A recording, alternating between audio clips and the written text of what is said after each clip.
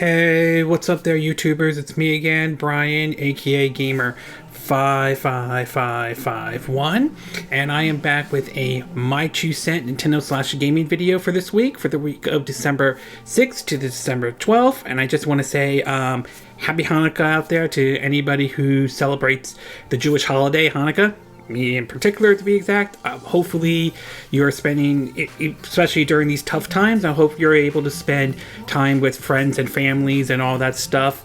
And if you got any gifts though, hopefully you got what you wanted for Hanukkah and all that. So I just want to say happy Hanukkah to those who celebrate the Jewish holiday of Hanukkah though.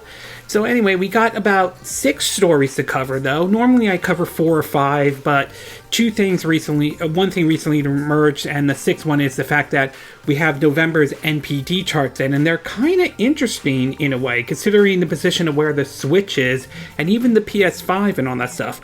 We also have the Game Awards that happened this week with some interesting trailers that were shown, too. Basically, a game winning the Game of the Years, which is the controversial one, The Last of Us Part 2, which I wouldn't be surprised if not everybody is on board with it and all that stuff. We also have covered Cyberpunk 2077, which just came out, but in a controversial way, where there have been some reports about bugs and glitches, or depending on which system you are playing it on, to be exact. We also have information from Microsoft in terms of the fact that Halo Infinite, unfortunately, is going to be delayed, but it sounds like the Xbox's cloud gaming or its Game Pass could finally find its way onto the ISO devices, Apple and all that stuff, and PC as well.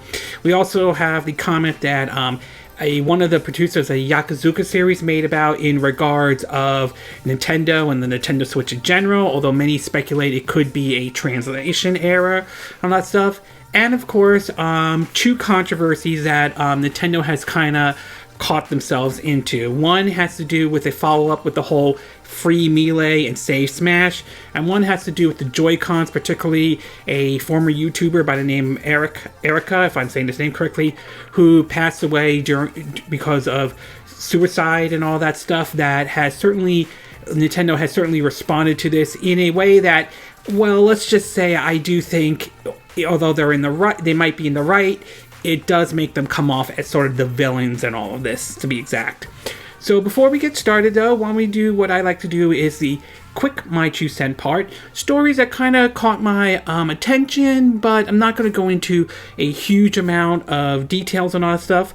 The first one is the fact that we now know, despite the rumors that were coming out, is now it turns out to be true that Persona 5 Scrambler, now called Persona 5 Striker, will be coming to the US for both the Steam,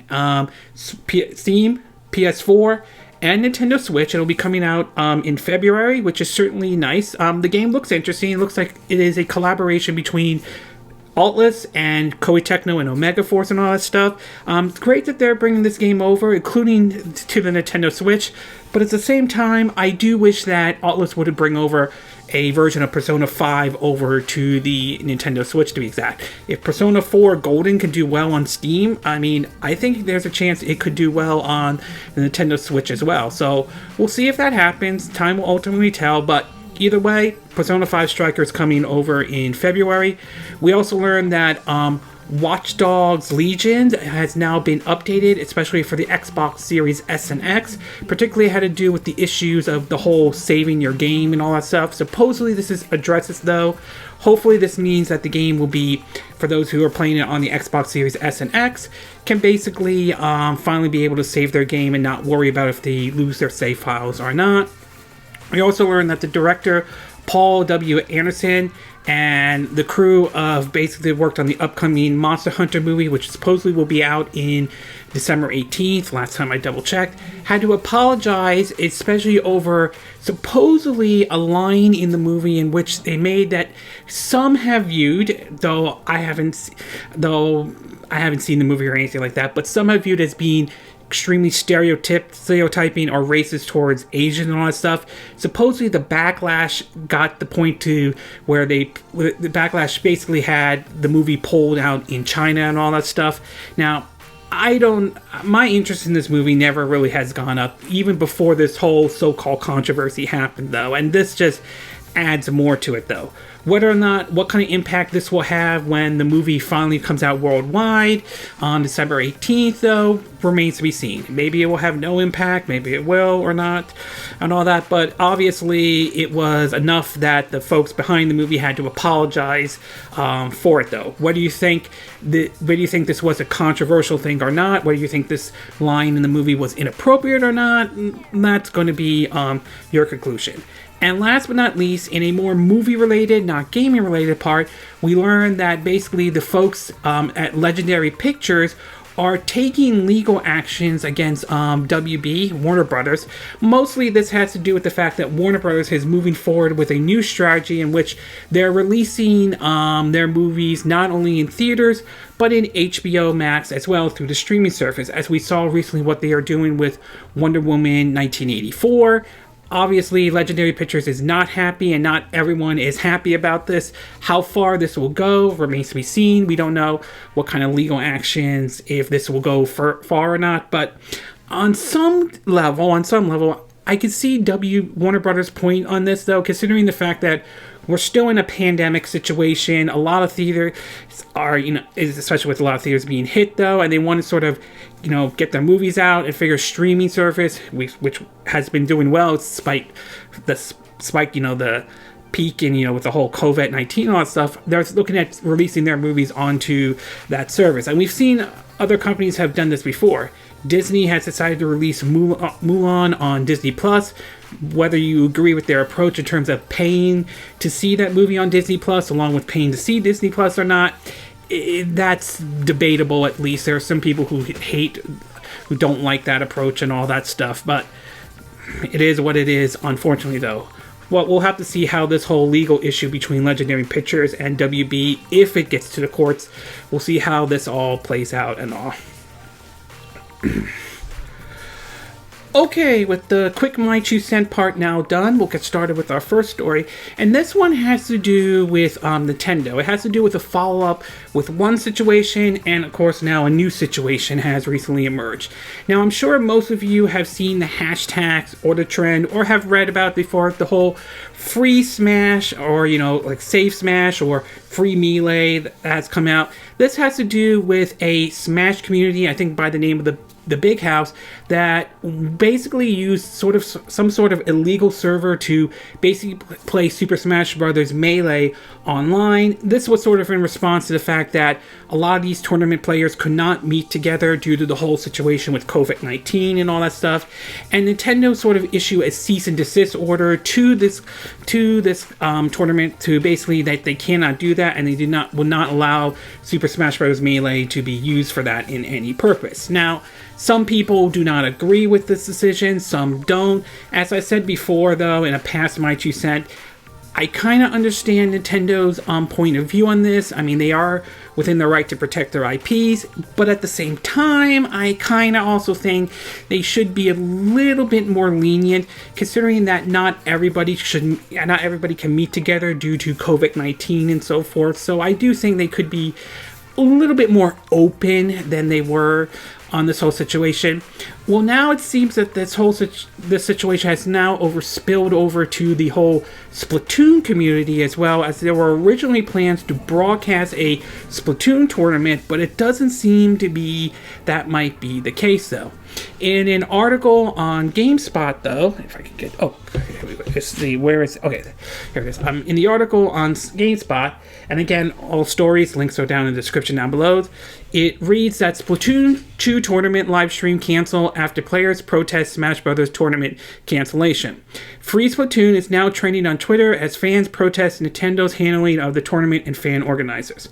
And the article reads, quote, in November, a major Super Smash Bros. Online tournament was canceled after a cease and desist from Nintendo, which took issue with the tournament use of Slippi, S-L-I-P-P-I, mod to play Super Smash Bros. Melee, a game released for the GameCube in 2001 and never re-released online. Now the controversy over that decision has spilled over to competitive Splatoon 2 scene. Heading into the December 5th and 7th weekend, Nintendo was advertising the upcoming Splatoon 2 North America opening on its Twitter channel and promised a live stream. However, on the day the stream was canceled with a Discord announcement screenshotted by a certain Reddit post, not providing any details of what has happened. Fans and players are pretty sure they know what happened, though, as commentator Slimy pointing out, about 30% of the players in the competition had free Melee or similar in their usernames. It's likely, although unconfirmed, that Nintendo canceled the live stream because of this, though. As a result, Free Splatoon is now training on Twitter. Nintendo's track record on esports and tournaments has not been the best. Super Smash Bros. Ultimate, the best-selling fighting game of all time, was removed from EVO's online lineup after the physical event was canceled, and the Switch Online infrastructure is not considered good enough to support a professional fighting tournament. EVO Online will ultimately be canceled over sexual misconduct allegations. It remains to be seen if Nintendo will address its perception among pro players on its own system in the future. Now, Nintendo's response to this has been basically that there may have been an issue that emerged and all that stuff. Others are not seeing it that way, and you know what? I can understand why no one is buying into Nintendo's argument, though. I mean, this kind of sounds similar to the whole situation we saw with a Hearthstone player, Blitzchung, over the Free Hong Kong protests, though, to the point that Activision Blizzard basically took the award money away from it. This led to backlash against Activision Blizzard over the handling, saying they were bending to the will of China and all that stuff, to the point that when Overwatch launched on the Nintendo Switch, there was supposed to be an event at the Nintendo World Store in New York City where everyone will dress up as their favorite Overwatch character, but just days before the event happened, it was reported that that event had been canceled. There was no specific reason, but many people believe that there were concerns about the Free Hong Kong protests and that the event would be overshadowed by that, though. As far as this one goes, you know, I wouldn't be surprised if the situation evolved the whole free Melee or safe Smash situation, though. And I really think that it is possible this whole situation has gotten maybe really out of hand for Nintendo. And we've seen situations where some cases it has forced companies to make changes on certain situations. If you may recall, before the Sonic the Hedgehog movie came out, there were backlash over the way Sonic was designed, to the point that Paramount delayed the movie and basically released it in February from its original November release, which in the end obviously paid off, and that movie did well at the box office, though, to what happened with Star Wars Battlefront 2, where there was major backlash over the loot box and all, to the point that it got picked up by mainstream media, to where it forced Disney and EA and Disney, basically Disney, to call EA and tell them to remove the loot boxes, which they eventually did, but later brought up an issue about loot boxes in general, and had authorities in several governments investigate whether loot boxes are harmful or not. So that opened that Pandora box, though. But at the same time, we've also seen controversies like Pokemon Sword and Shield over the visuals, so not every Pokemon coming in there and all that stuff. And yet, despite that controversy, though, it wasn't enough to stop Pokemon Sword and Shield from being very successful for Nintendo and all that stuff. So it remains to be seen how far this controversy will go, whether it will pick up steam, or whether or not it won't have any impact whatsoever, and all that stuff. I mean, as I said before, Nintendo is in the right, but I won't deny the fact that maybe they could reevaluate some of their rules and all that stuff. And as far as the other controversy goes, this one has to do with the issue of basically a famous YouTuber known by the name of Erica, if I'm saying the name correctly, who passed away due to suicide and all that stuff. And supposedly someone was basically selling these Joy-Con shells for basically to raise awareness of not only of what happened to this YouTuber, but also to donate money for suicide prevention and all that stuff. Well, Nintendo kind of took issues, at least in terms of the use of Joy-Cons itself, and also ordered a cease and desist on this situation. Let me get it up. In an article from Eurogamer, which I'll also read the updated on this, and this just recently got picked up, though. The story just recently got picked up. It reads that, quote, The last few weeks have been rather tumultuous period for Nintendo and its fan communities, to say the least. After it talks about the Smash Brothers incident, but now they have sent a cease and desist to a Joy-Con creator who was selling Erica-themed shells for charity. Content creator Captain or CPTN Aulx, who runs an Etsy store selling custom controllers, says he was sent a cease and desist from Nintendo covering all his products, and that the Ericons were caught up in the mix. While Nintendo didn't specifically tell me why each design was taken down, they did include a list of copyrights in my design broke, and the word Joy-Con was on that list. This is my only design specifically with the word Joy-Con on it, so it's obvious they were referring to when they were attached. The Ericon were named after Desmond Erica, a popular YouTuber known for his Nintendo content, who took his own life in 2019. As part of a successful fundraising campaign, the controller shells were sold to raise money to the JED Foundation, a mental health charity for teens and young adults in the U.S. By December last year, the initiative raised over $10,000 for charity, though. Supposedly, the reason why the Ericon bore the trademark Joy-Con was a reference to Joy-Con Boys, the name for Erica's fan community. According to this YouTuber, about 30 or 40 sets of shells remained, which will likely give away at future conventions, but cannot sell for charities. This person has since said he will consider a re-release of the shell with a modified design to remove the word Joy-Con Boys and switch the logo on it. Eurogamer has contacted Nintendo for comments on a cease and desist, but has not heard back. And obviously, not everyone is happy with the way Nintendo has handled this situation. But according to an update of that article, it reads that, quote, after Nintendo sent a cease and desist to the creators of the Erica-themed Joy-Con shells that were being sold for charity, the designs of those shells have now been modified, and the product has already met its fundraising goal. Earlier this week, this YouTuber, Captain Aulx, indicated he wanted to release a new design for the shell, minus the Joy-Con Boys and Switch logo for reference, which was seemingly the trademark cause for the trouble. Captain Aulx set up a new fundraising round to pay for the products of the altered design, and is currently sitting at 4.2k pounds, meaning it's already made the initial fundraising goal of $5,000 or 5k required to fund the initial production run, though. So in the article has also concluded with, quote, in the aftermath of the cease and desist news, other community members encourage Nintendo fans to donate to the JED Foundation in Erica's memories, where others have indicated they plan to host charity live streams for the foundation. Hopefully some good news can come from this situation and all. So obviously there was sort of a way to go around this situation, though, but still, I do kind of wish, in a way, Nintendo should have handled this situation better, though. Yes, it is their product and all that stuff, and they probably were well within their legal rights. But this situation kind of also made them come off as sort of the villains like that, and that could become a PR nightmare for them if this is not handled well.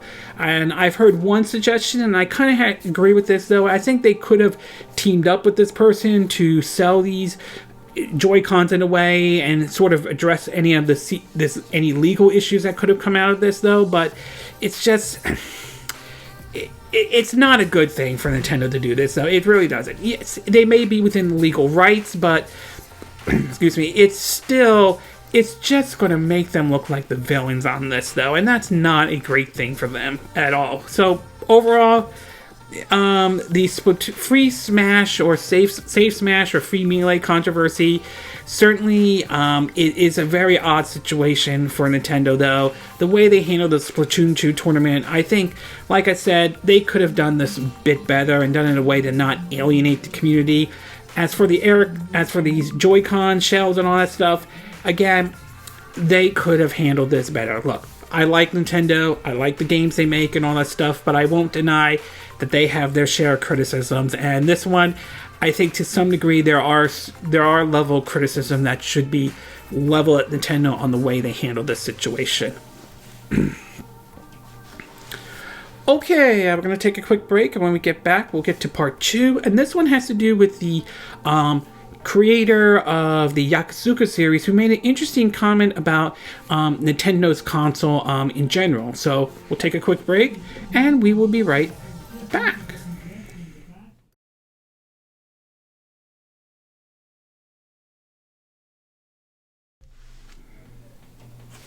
Okay, and we are back with part 2 of our My 2 Cent video, and for this one, we're going to be talking about the situation with the creator of the Yakuza series in terms of a comment that he made that, well, some view as maybe an interpretation or maybe heard it the wrong way. Others view it as it basically did not like what he had to say and all that stuff.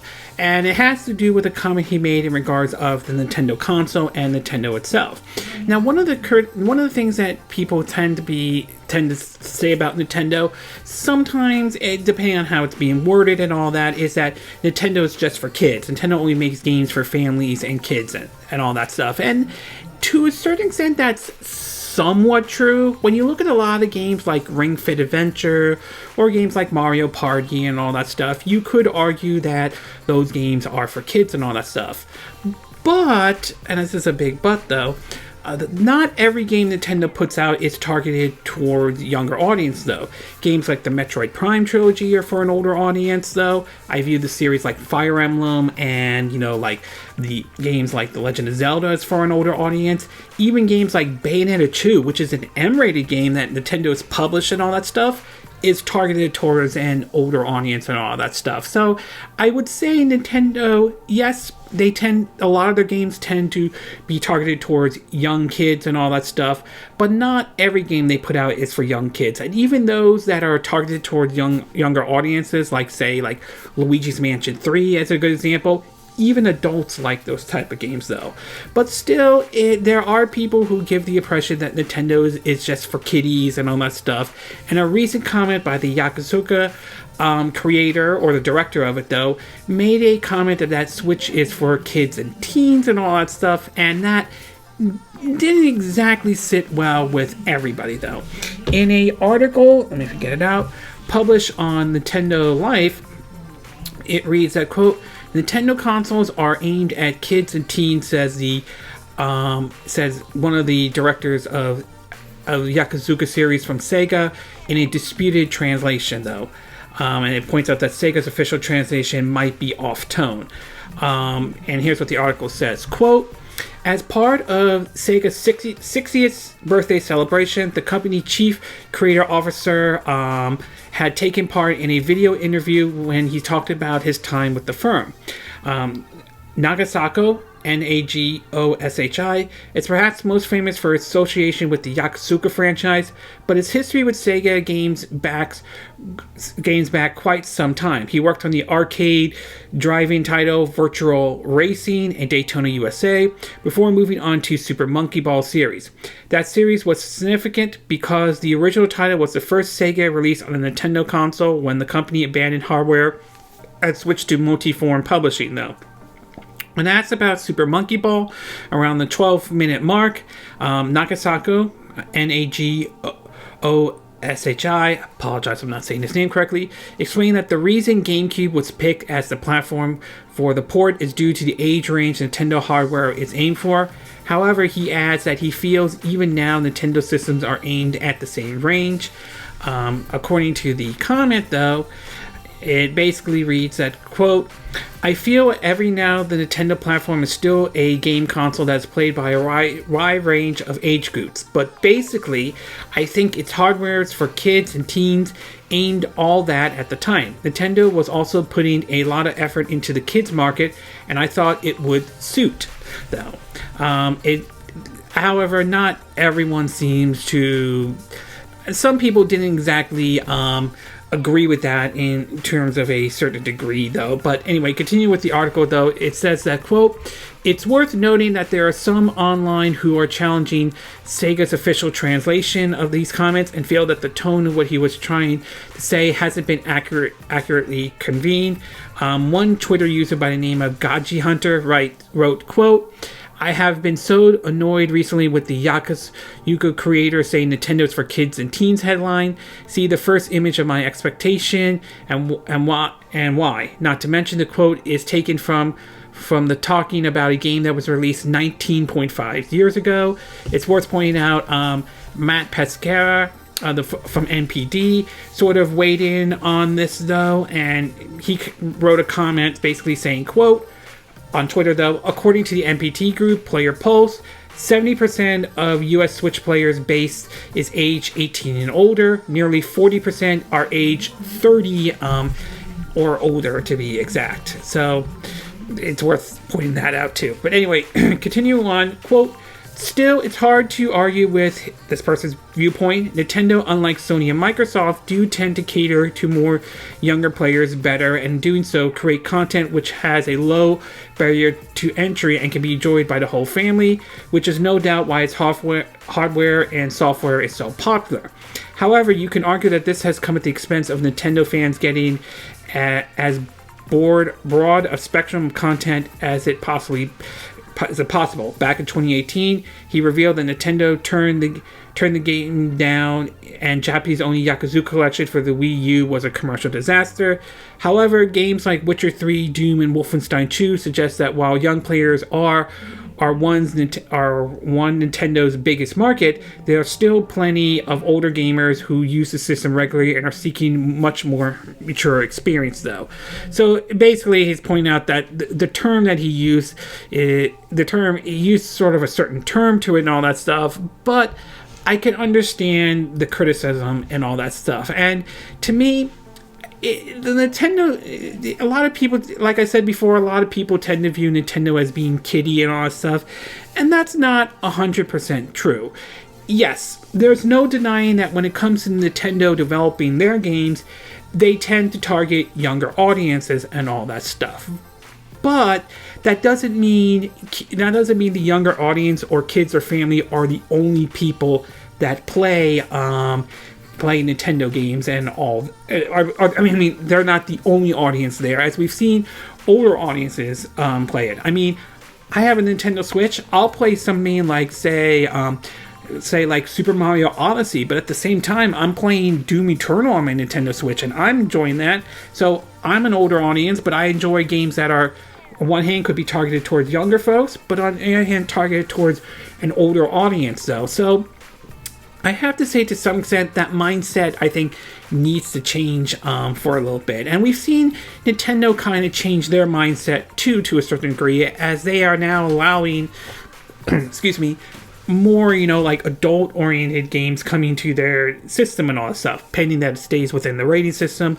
I mean, Witcher 3 Wild Hunt, that's a hard M-rated game, and yet CD Projekt Red is saying that, yeah, the game did very well on the Nintendo Switch and all that. I mean, we have Doom Eternal on the Nintendo Switch, and Wolfenstein 2, the new Colossus. Those are M-rated games, and yet those games, I think, did very well on the Nintendo Switch. So I really think some of the mindset needs to change a little bit on that stuff.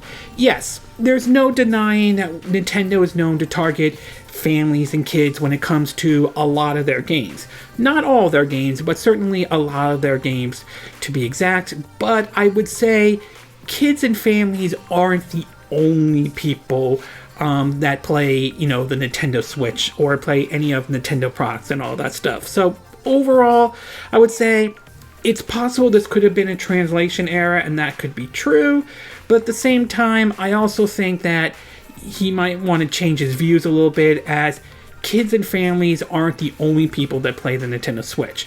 Not that there aren't games for kids and families to enjoy, not that I'm not saying kids and families not that I'm saying denying the fact that there are kids and families that play the Nintendo Switch, but it is worth pointing out they're not the only demographic that plays the Nintendo Switch or plays, Nintendo games in general. Okay, we're going to take a quick break, and when we get back, we'll get to part 3. And this one has to do with regarding Microsoft in terms of Halo Infinite, which unfortunately is seeing a delay, to basically Microsoft may find a way to get Xcloud onto ISO devices, though. So we'll take a quick break, and we will be right back.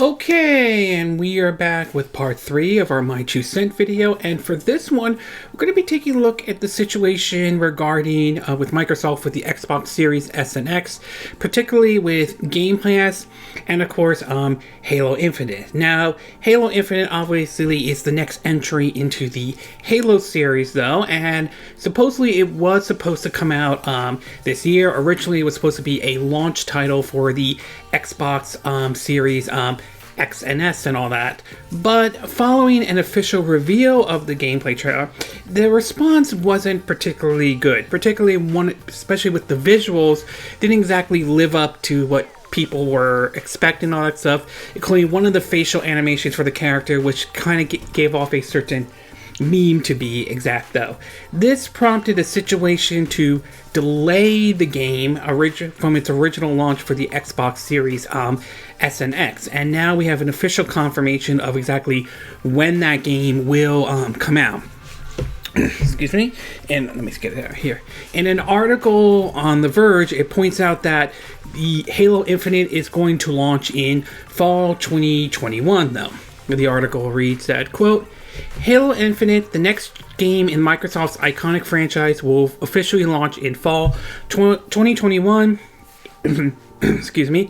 Developer 343 Industries announced in a blog post on Tuesday. The game was originally supposed to launch alongside the Xbox Series S and X in November, but it was delayed to 2021 in August due to parts of the challenge created by COVID-19 pandemic. Since Microsoft haven't specified a month or a day, this fall 2021 could effectively mean the game gets delayed as much as an entire year from its original release date. Microsoft did demo Halo Infinite during its July Xbox Series game showcase, but received some criticisms from the graphics and visuals shown during the demo. A Deadeye enemy shown that then ever spawned a now infamous Craig meme. In Tuesday's blog post, 343 Industries said it is working hard to create the best looking Halo game ever and spend some time devaluing into the graphics specifically. According to the creative director, Joseph Staten, it's already possible to play throughout the entire campaign. So much of the work remains as polished, fixing bugs, and multiplayer, though. So obviously, though, it is a little unfortunate to see that the game is, unfortunately, we're going to have to wait another whole year until we actually play the game. But at the same time, I hope this gives 343 Industries enough time to fix some of the areas and make the game be presentable, regardless if you're playing it on the Xbox Series S or X or through Xbox Game Pass, though. At the same time, I am a little worried, especially with 343 Industry handling that game, and we've seen in the past how they've handled the Halo franchise, not up to expectations that not everyone liked, though.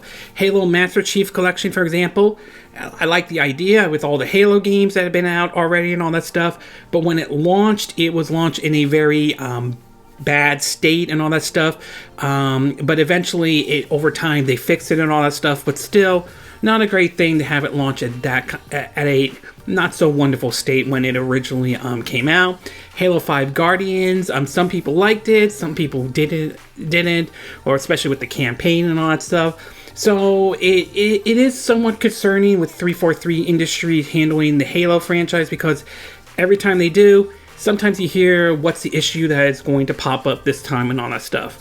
But they're saying until fall 2021, so it's possible they will fix this and make sure it runs properly and all that stuff. So time will ultimately tell. So yeah, it is a disappointment that the game is going to be delayed. It is unfortunate, though, that we're going to have to wait until fall 2021 to play Halo Infinite, though, but hopefully the delay is worth it in the end. I'm hoping that the game is in a better state than when it was when they showed off that trailer and all that stuff.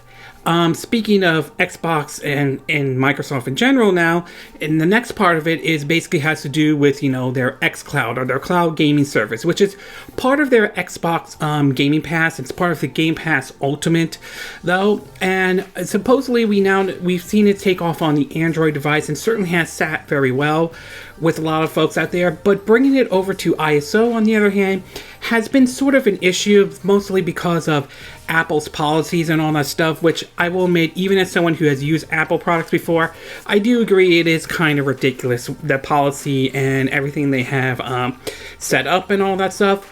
But then again, we've seen what Amazon has done with their upcoming gaming service, Amazon Lunar, which it seems to be that they found a workaround around this, which involved basically doing like a web app through the Safari web browser on your iPad and iPhone. And we're starting to hear other services like Google Stadia try to take that similar approach. And now it seems as though Microsoft may be taking that approach with their Xcloud service, though. In an article from Pure Xbox, it reads that, quote, Xcloud gaming has proven highly popular with Android users since being introduced as part of Xbox Game Pass Ultimate this past September, and PC and ISO users will finally be able to join in the fun next year. Microsoft has confirmed today that its plans to bring Xcloud gaming, also known as Project Xcloud, to these users in spring 2021, available through the Xbox app and browser on PC and just mobile browser on ISO. The statement that it reads that, quote, by adding over 1 billion devices as a path in playing in the Xbox ecosystem, we envision a seamless experience for all type of players, whether it's playing Minecraft Dungeons with your Xbox friends using the touch controls on an iPhone, or jumping into a Destiny Beyond Lightstrike on a Surface Pro when you have a break between meetings.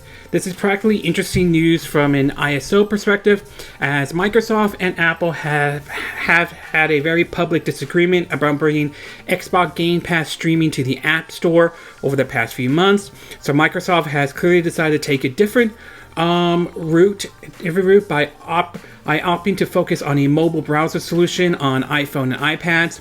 In addition to, Microsoft has already confirmed they'll be bringing cloud gaming with Xbox Game Pass Ultimate to new markets in 2021, including Australia, Brazil, Japan, and Mexico, where the service is currently available in preview. So it may not be the solution that some people would have liked to see, especially if you're using ISO and all that stuff, but it is nice to see that they're finding some kind of workaround with it. In terms of bringing, Xbox Game Pass or the xCloud gaming to these devices, though. I will admit, some of the criticism does seem a little ridiculous, especially towards Apple, considering that they allow Amazon Instant Video, Netflix, Hulu, Peacock, and Disney Plus, those streaming service in terms of shows and movies, but they have an issue with Stadia, GeForce Now, and Microsoft's xCloud and all that stuff. We'll see how this works. I'm very interested to see how this works through the web browser on an ISO device and all that stuff, but it does seem like Microsoft is trying to sort of do a workaround, much like we're seeing with Amazon Lunar. So overall, as far as what the story goes with Microsoft, yes, it is disappointing that Halo Infinite is being delayed till next year, but hopefully that wait is well worth it.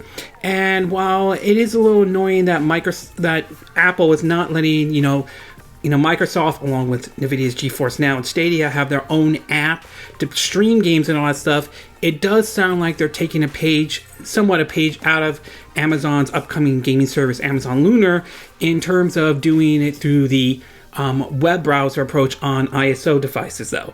Whether this works or not, who knows? We'll have to wait and see. Hopefully it does work, though. Like I said, would prefer if Apple didn't do this, but unfortunately, it is what it is, though. But although I will admit, it is kind of ridiculous what Apple is doing, to be exact. Okay, we're going to take a quick break, and when we get back, we'll get to part 4.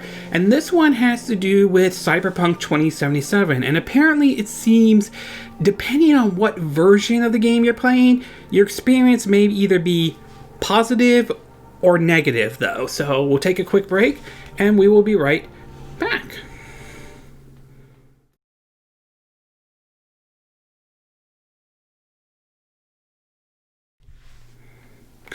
Okay, and we are back with part 4 of our My 2 Cent video, and for this one, we're going to be taking a look at the situation surrounding the recently released Cyberpunk 2077. Now, this has been looked at as the most hyped and anticipated game for a lot of people who have been looking forward to this one, but at the same time, the development, or at least the game itself, has ran into several different issues. Originally, it was supposed to come out this year, but later got pushed back to originally September. Then reports came out that they were having a hard time having it run on the base PS4 and Xbox One. And then it went from September to November. And then originally it was supposed to come out November, but it was pushed to December. As it turns out, there were some more issues involved. And not to mention, crunch was being enforced despite the developers claiming that crunch was not going to happen. And well, the game had finally came out this week on all the platforms out there. Excuse me, all the platforms: PS4, Xbox One, PC, Steam, and of course, Stadia as well. Yes, people still use Stadia and all that stuff. And apparently it seems that the news, in terms of the game itself, it's mixed, mostly in terms of how it performs, and depending on what your system you have or what your main system is, performance could be an issue for some of those games. According to several articles, though, let me get this out.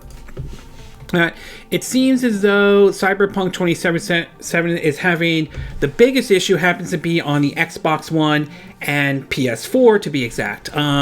Supposedly, though, in terms of how the system runs, if you have a PS5 and you run Cyberpunk 2077 on it, it seems as though the game still runs probably as out of the systems on the PS4 side or on the PlayStation side. It runs best on the PS5 as it runs at a 60 frames per second, but there are some issues to emerge.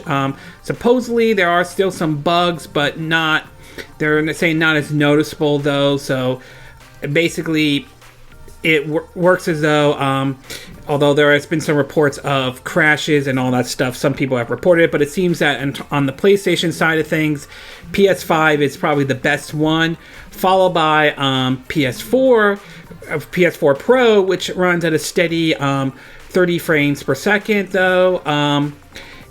With the base PS4, well, at least according to Push Square, they're saying it's not a complete train wreck, though. They are saying that it's the worst experience to play it, though, and that there are reports of frame rate drops, and certainly it's not the best choice to play Cyberpunk 2077.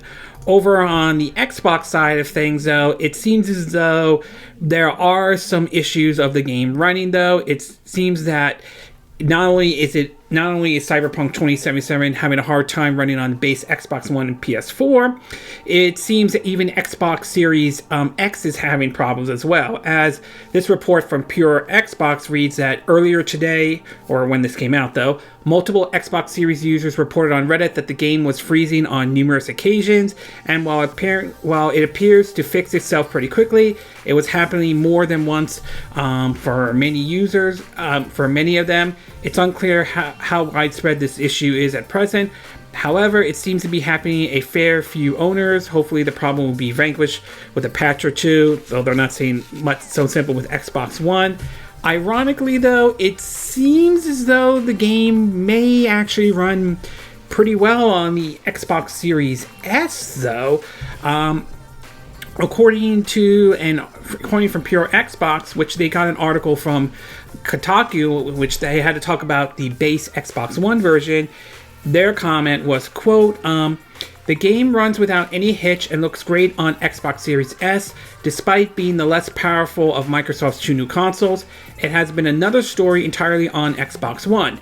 There I had frame rate drops, UI and texture pop in, an overall layer of fuzziness, lighting, and jagged reflections that made it hard to feel like I was playing a PS3 or 360 game, or at least a modern one on ultra low graphics settings. So, assuming what Kotaku is saying is true, very interesting to see that the Xbox Series S version seems to be running somewhat better than the X. I mean, I'm not 100% sure about that, but that's sort of odd, though. But the weirdest thing, though, is outside of what we're hearing about, in terms of frame rates and how far it drops. I mean, at least according to what I've been seeing, some of it could drop as far as 15 frames per second and all that stuff. So not exactly stable on the PS4 and Xbox One. But as far as the best version, believe it or not, outside of it being PC, Stadia actually may be the best version of Cyberpunk 2077, along with the PC version. According to what The Verge is saying, though, here's what they're saying about the Google Stadia, though. Quote, "It may be hard to believe, but the Google Stadia version of Cyberpunk 2077 may be the best way to play for most players right now. Unless you have a 20 or 30 series NVIDIA GPU or compatible AMD card, or you were lucky enough to get a PS5 or Xbox Series S and X, this game will not perform anywhere near to close how it was designed to. That means going to the cloud gaming route is a surprisingly viable option. If you're concerned about performance and you also want the added benefits Stadia provides, like playing across multiple devices and not having to download the game or any substantial updates to get right to play. I played through the first few hours of the game on Stadia, and I've been very impressed with how well Cyberpunk 2077 is holding up. Unlike the PS5 version, the Stadia one has a graphical preset to prioritize either resolution or frame rate, and it runs smoothly and looks almost indiscriminable, if part of not saying the name correctly, from the console version in my experience on a 50 Mbps plus internet connection, even over Wi-Fi. I've also been testing it on the, quote, on PS5, that's what the person says, but also saying, quote, "Now, depending on your internet connection display, you're most likely not going to get anywhere near the same level of graphical fidelity, at least not consistently, as you would on a next-gen console or a PC running at medium or high setting, and no platform can remotely compare to running this game on Ultra with ray tracing on PC. I've also encountered the occasional crash, visual lag and skip, and some audio issue, but the fast boot and load time and the ease which you can sync into the game from a Chrome browser on a Mac ProBook has me seriously reconsidering the primary way I want to play this game going forward, though. With Google promising ISO support in the coming weeks, the Stadia version of Cyberpunk 2077, which requires you have only a Gmail account and pay the $60 to own the game and nothing else, could be a fantastic iPad game if you don't have a big screen or Chromecast Ultra to enjoy it otherwise. And while I'm not entirely sure I would play something with this level of complex in-game menu and on-screen text on my iPhone, I could certainly see the benefit of getting into a quick session for a side mission or two if you're away from home or not near your computer. All this is possible with Stadia, which is an exciting prospect given how accessible the platform is now as a free service. So it seems as though if you want to get the best out of Cyberpunk 2077, or if you want the best version of it, though, you're going to have to look at basically the PC or the Stadia version. I know Stadia is not for everybody, but it looks like that might be your option, though. And it just makes you question and wonder, would it have been better for them to just cancel the PS4 and Xbox One version and just focus on the PS5 and Xbox Series S and X version instead? It just makes you kind of wonder, would that have been a better option than the option they are doing right now, though? But it seems as though if you are planning to get the PS4 or Xbox One version, it does sound like you might want to hold off on that, or at the very least, get it if you have a PS5 or Xbox Series S and X, play it on that instead, and hopefully the smart delivery when they announce the PS5 and Xbox Series X and S version comes out sometime, I think next year. I'm not 100% sure, but it is a little bit unfortunate to hear this game, to somewhat, depending on which system you're playing on, sounds like it is a mess, though. I haven't tried it yet, so I have to see for myself, but overall, it looks as though if you're planning to play this on the PS4 or Xbox One, the base one may not be the best choice, though. Xbox Series S and X and PS5 might be the better choice, but the best version is apparently going to be the PC version, depending on if you have the graphic cards and all that could play that game, and surprisingly, the Google Stadia version. Okay, we're going to take a quick break, and when we get back, we'll get to part 5, and this one has to do with the Gaming Awards, so we'll take a quick break, and we will be right back.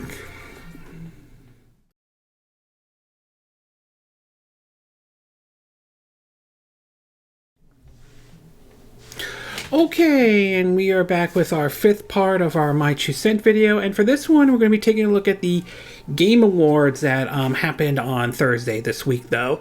Now, obviously, some people may or may not have been looking forward to it. The Game Awards have been sometimes mixed at best. Sometimes there are some neat surprises, like last year, Microsoft showed off the Xbox Series X at the time, though, and sometimes it isn't always 100% great. And we also saw what games won some awards and what did do well and what did not. The one that it seems to be where it dominated the most was The Last of Us Part 2, which has been, well, let's just say the game, depending on your point of view, has been considered controversial for a lot of people. Some of it is the story, some people have pushed it because they've pushed, the SJW, social justice warrior.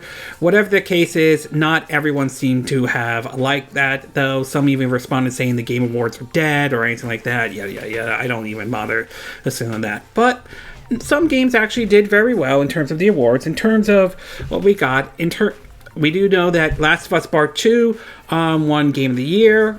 Best Score in Music went to Final Fantasy VII Remake. Last of Us Part 2 won Best Action Adventure. Animal Crossing New Horizon won Best Family. A game called PHASMOPHOBIA won Best Debut Game. Laura Bailey as Abby from Last of Us Part 2 basically won for Best Performance. A Best Ongoing is No Man's Sky. Best Sports and Racing, Tony Hawk Pro Skater 1 and 2. Half-Life ALYX won Best VR or AR game, though. I've heard that game actually did very well. Who knows, maybe that will convince Valve to actually do another Half-Life game. Best Action Game went to Hades, which I think that's good. I think that's a good game on the Nintendo Switch, though. If it's worth taking a look at that one. I definitely get a bit of a Rygar God of War vibe to it to a certain degree, though. Ghost of Tsushima won for Best Art Direction. Last of Us Part 2 won Best Narrative. Among Us won Best Multiplayer. Tell Me Why won for Best Games for Impact. Last of Us Part 2 won for Best Audio Design. Final Fantasy VII Remake won for Best Role-Playing Game. Best Sim and Strategy Game went to Microsoft Flight Simulator, though. Best Fighting Game, Mortal Kombat Ultimate. Hades, another game, the one I mentioned, won for Best Indie Game. Among Us won for Best Mobile Game. Fall Guy Ultimate Knockout won for Best Community Support. Innovation in Accessibility, The Last of Us Part 2. Best Game Direction, The Last of Us Part 2. And then it goes, Best... I'm not really big on the esports thing, but they have Best Esports Host, Best Esport Team, and all that stuff. So it's a lot of the esports stuff and content creators. So I think when you look at it, though, it seems as though that basically The Last of Us Part 2 really swept the Game Awards and all that stuff. Again, not everyone was a fan of The Last of Us Part 2. Some considered it very controversial. Some people didn't like the story and all that stuff. But whatever the case may be, it seemed to have done well not only in sales, but in terms of awards. So there's no denying that The Last of Us Part 2 certainly dominated the Game Awards, though. Although I am pleased to see that Hades... HADES, that at least won some awards, so that's certainly nice. That game did very well indeed. Animal Crossing winning, New Horizon winning for best family game. Not that surprising, though. I mean, it isn't as, I don't think it's as big as last year when Fire Emblem Three Houses won best strategy game, but hey, Nintendo won something out of it, though. So I mean, so there's no denying that dominating in terms of basically the awards, though. Last of Us Part 2. So obviously, Naughty Dog and Sony must be really happy about that. As far as what they showed off in terms of trailers and all that stuff, some of them were interesting, like the villain for Final Fantasy VII was in Smash, and a lot of people, apparently the reaction has been great for a lot of folks. Again, I'm not really a big Smash player and all that stuff, but for those who are diehard Smash fans, obviously a lot of people responded positive to that, though. We also saw some trailers that were shown, though. Games like Loophole, Sea of Solitude Director's Cut, Nier Replica, though, the prequel to Nier Automotive, though. Other games we saw were The Perfect Dark, which is certainly interesting to see Microsoft bring that back. From what we understand, the initiative development team is working on it, though. It could be a good game, to be exact, but at the same time, we've seen how Microsoft has handled some of Rare's properties, though, with mixed results at best. So I do have my concerns about this, but at the same time, I'm not going to write it off just yet. I think it's too early to write this off. It's still in development, though. I am curious to see how the game is going to look and play, especially on something like the Xbox Series S that I have. So yes, there's concerns about this reboot of Perfect Dark, but it's too early to write this off. I'm taking a wait-and-see approach on that one, though. Back for Blood, from what I understand, is basically sort of a spiritual successor for Left 4 Dead for some folks out there. The Callisto Protocol, which many view that as a spiritual successor to basically Dead Space, which would be nice if that series came back, but knowing EA being EA, chances are very slim for that one as well. We also got a teaser for basically Dragon Age official teaser. Again, it could be a good game, but given how BioWare has handled Mass Effect Andromeda and Anthem, that whole debacle of a mess, though, there's some concerns about it, but we'll see. We'll see if BioWare is working on it, and if so, if they can redeem themselves in any way. Let's see, what other games did they showed off, though? Evil Dead, the game, which is interesting. So from what I understand, it's basically a co-op type of experience, though. That's coming to multiple systems, including the Nintendo Switch. Let's see, any others? Oh yeah, they show off the trailer for Monster Hunter Rise, and that's going to get sort of a limited run demo in January. That's one I'm definitely going to keep an eye out for, that one. See how that plays out on the Nintendo Switch. They also showed off the trailer for Mass Effect, the next entry in the Mass Effect. Again, like the Dragon Age one, we'll have to wait and see if BioWare can handle this one. Though they might be able to redeem themselves, they might not. So time will ultimately tell. But I will say, from what they showed, at least based on what I've seen so far, it was okay. I mean, some of them were interesting, some of them weren't. I will say, what I hear, the best ones that stuck out was Xbox's, the Perfect Dark reboot and the Final Fantasy VII villain for Super Smash Bros., though. And so, to me, for what I've been hearing so far, it seemed to be okay, to be exact, though. I didn't get a chance to watch it. Unfortunately, at the time when it came out, I was at work, and I was sort of reading up on the news and all that stuff. So, it sounds like this one was, depending on your view, it was okay, or not a big deal, or anything like that. The fact that Last of Us Part 2 dominated, though, that's going to be, for some, it's going to view that as controversial and all that stuff. Some people, like I said, some people will like it, some people won't.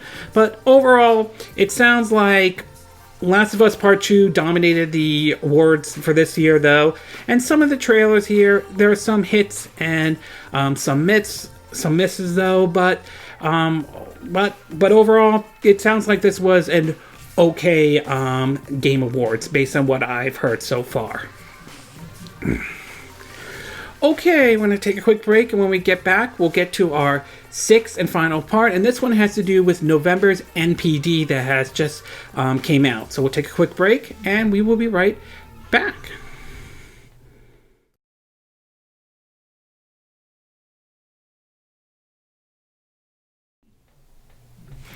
Okay, and we are back with our sixth and final part of our My 2 Cent video. And for this one, we're going to be taking a look at November's NPD, though. So we finally got the results in for the NPD, and it seems as though this one is sort of interesting, at least on the hardware side, though. What we've learned is so far it looks like Call of Duty, Black Ops Cold War, regardless of whether you love the series or not, seem to have dominated, while in terms of hardware sales, it seems as though it's sort of a tie or a split between the PS5 and the Nintendo Switch. That's right, it seems as though the Switch did very well for the month of November, despite the launch of the Xbox Series S and X and the PS5, although some may contribute to the fact that the PS5 and Xbox Series S and X were hard systems to find to begin with, though. Let me see if I can get this out. Alright, in terms of the software side of things, though, and these articles are from VentureBeat, though, but it turns out to be the dominant one was, of course, Call of Duty dominated, though. In terms of the best-selling games, the best top 10, 20 best-selling games, they are Call of Duty Black Ops Cold War at number 1, Assassin's Creed Valhalla at number 2, Marvel's Spider-Man Miles Morales at number 3, Madden NFL 21 at number 4, NBA 2K21 at number 5, Hyrule Warriors Age of Calamity at number 6, Watch Dogs Legions at number 7, Animal Crossing New Horizons at number 8, FIFA 21 at number 9, Demon's Souls at number 10, Mario Kart 8 Deluxe at number 11, Super Mario 3D All-Stars at number 12, Just Dance 21 at number 13, New Super Mario Bros. U Deluxe at number 14, Luigi's Mansion 3 at number 15, Mario Kart Live Home Circuit at number 16, that's that one with the racing car, like that IR racing and all that stuff.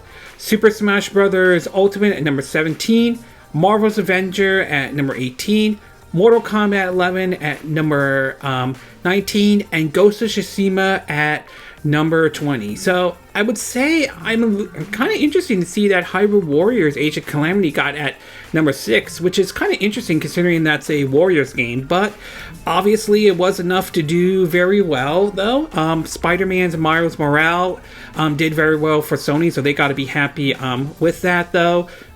And of course also with Demon's Souls and Nintendo, like I said, along with Hyrule Warriors, Mario Kart 8, Super Mario 3D All-Stars, Super Mario Bros. U Deluxe, Smash Brothers, and Luigi's Mansion 3 and Mario Kart Home Circuits. Obviously, those are doing very well for them, so they got to be happy with November, though.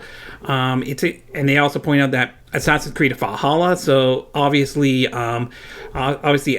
Ubisoft must be happy with that one, though for what I understand, with some of the issues surrounding that game when it launched, it seems as though that one isn't running into much of a problem as compared to, say, Watch Dogs Legions has been so far, for what we've been hearing about that one.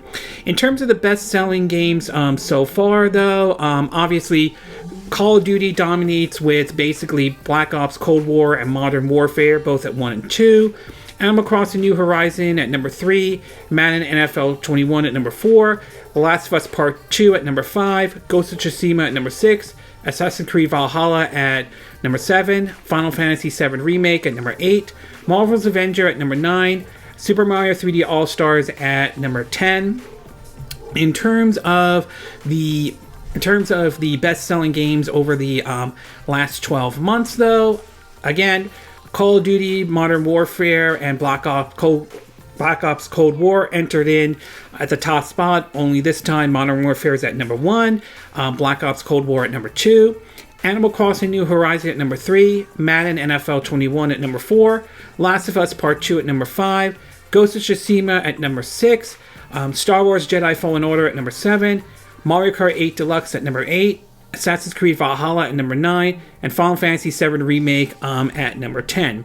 As in regards of the best-selling Nintendo games, obviously outside of Just Dance 2021, which is at number 6, all of them are basically Nintendo published games. So Hyrule Warriors Age of Calamity enters in at number 1, Animal Crossing New Horizon at number 2, Mario Kart 8 Deluxe at number 3, Super Mario 3D All-Stars at number 4.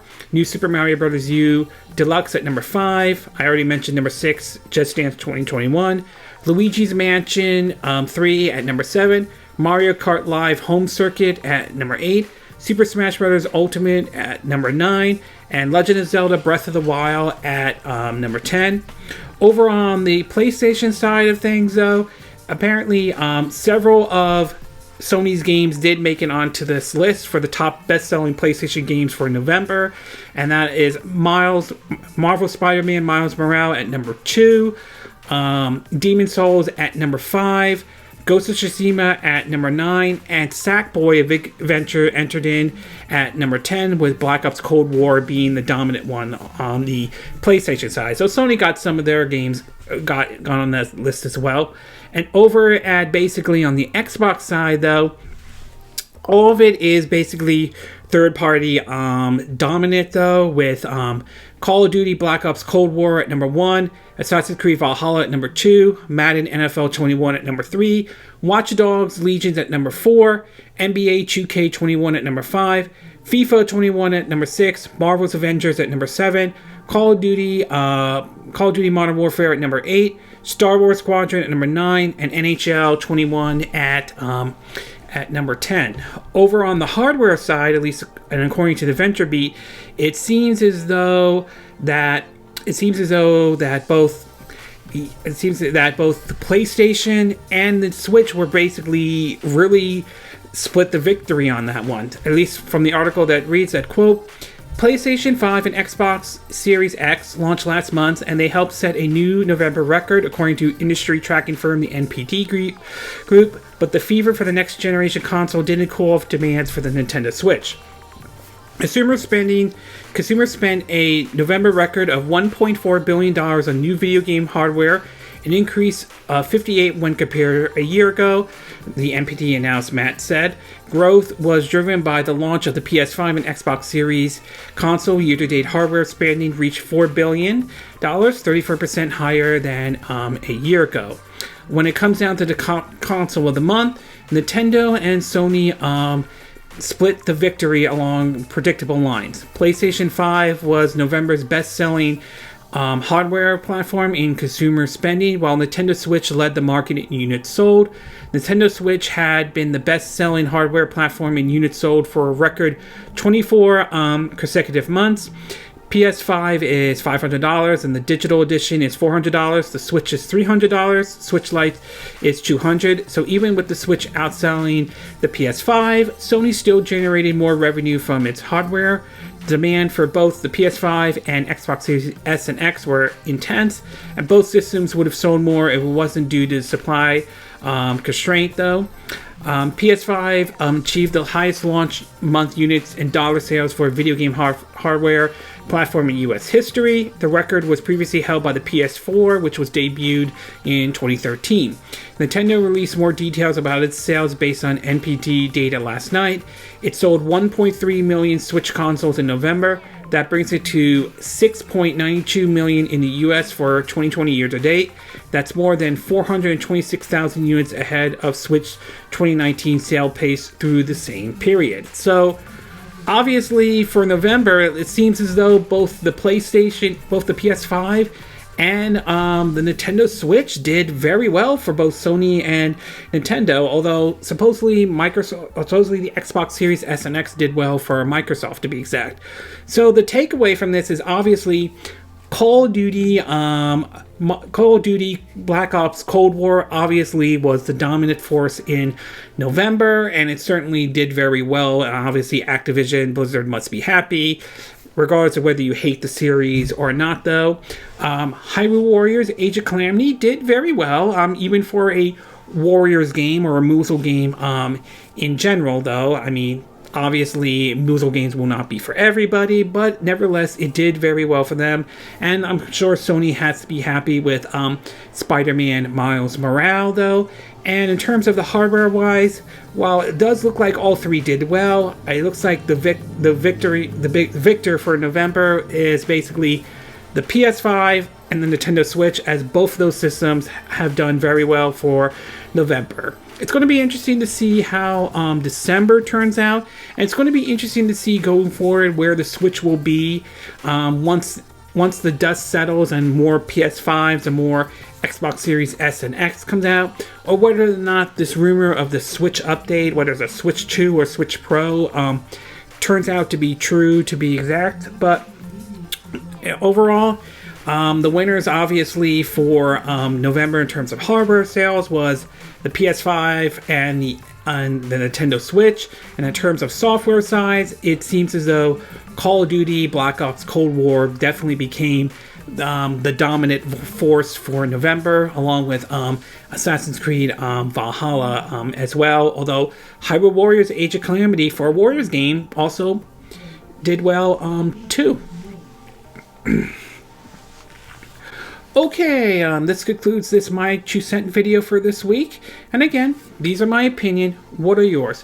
What are your thoughts about some of the controversy Nintendo has gotten themselves into in terms of canceling the Splatoon event because some of these players were siding with, the whole save smash, free melee situation? Do you think Nintendo did the right thing? Do you not think they did the right thing, though? And what about this whole Joy-Con, with the whole Erica situation as well? Do you think Nintendo was in the right to file this cease and desist, or do you think they went a little bit overboard on this, and do you think this could bite them in the ass going down the road and all that stuff, or do you think this controversy will eventually, fade away and all that? What are your thoughts about one of the employees who work at Sega making a comment about Nintendo sort of making hardware or making stuff for kids and family? Do you think he's right? Do you think he's wrong? Do you think some people took what he said out of context, or do you think he said what he meant to say and all? What are your thoughts about Microsoft in terms of Halo Infinite and basically Xcloud coming to ISO? Are you disappointed that Halo Infinite is being delayed? Do you think it was the right call? Do you think it wasn't the right call? And what do you think about Xcloud on ISO? Do you think you like the approach Microsoft's doing in terms of going through like a web browser through the Safari app and all that stuff, or do you think Apple should basically change their policy and allow an app for you to download from the App Store to play streaming games from there? What are your thoughts about the situation with Cyberpunk 2077? Do you think the CD Projekt Red should have canceled the PS4, Xbox One version, considering the reports we're hearing about how buggy and glitchy the game is and all that stuff? Are you going to hold off buying the game? Are you going to pick up the game but play it on the PS5 or Xbox Series S and X? Or are you going to go with like the PC version or even the Stadia version, which from what we've been hearing supposedly runs really well and all? What are your thoughts about the Game Awards? Are you happy with what the games that won the Game Awards in any way? Do you think it's controversial that The Last of Us Part 2 won it, or was it not as controversial as you think some people make it out to be? And what about some of the announcements they made? Do you like some of the trailers that they showed off? Are you looking forward to some of the games that will be coming out? And what are your thoughts about November's NPD? Were you pleased with some of the games that made it onto the NPD charts? Were there some that you knew that were going to show up, or some games you didn't knew that were going to show up? Were you happy that Call of Duty Black Ops Cold War did well? Were you surprised to see that both the PS5 and the Switch sort of split in terms of which hardware did well in November 2020? Do you agree with what I said in this video? Do you disagree? Do you have a difference of opinion? As always, sound off in the comment section below. Let me know what you think. And if you like this video, I hope you hit the like button. I would appreciate it. And I hope you do subscribe to my YouTube channel. If you do, make sure you hit the bell icon for notifications of any new videos I put up. Also, feel free to share this video if you want to, and feel free to donate to my channel if you like. You can do it through PayPal Me or Patreon. Links will be in the description of this video. And I will see you again next time when I do another video. Hopefully that'll be soon. Until then, from Southern California, wish you all a good day then. Bye!